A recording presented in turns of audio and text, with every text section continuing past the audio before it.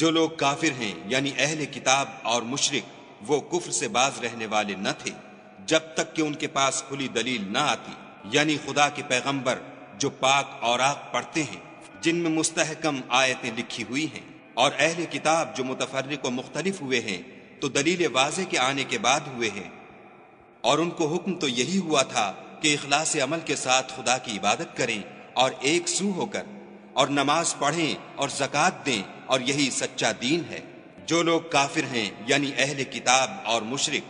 وہ دوزخ کی آگ میں پڑیں گے اور ہمیشہ اس میں رہیں گے، یہ لوگ سب مخلوق سے بدتر ہیں۔ اور جو لوگ ایمان لائے اور نیک عمل کرتے رہے وہ تمام خلقت سے بہتر ہیں، ان کا صلہ ان کے پروردگار کے ہاں ہمیشہ رہنے کے باغ ہیں جن کے نیچے نہریں بہہ رہی ہیں، ابد الآباد ان میں رہیں گے، خدا ان سے خوش اور وہ اس سے خوش۔ یہ صلہ اس کے لیے ہے جو اپنے پروردگار سے ڈرتا ہے۔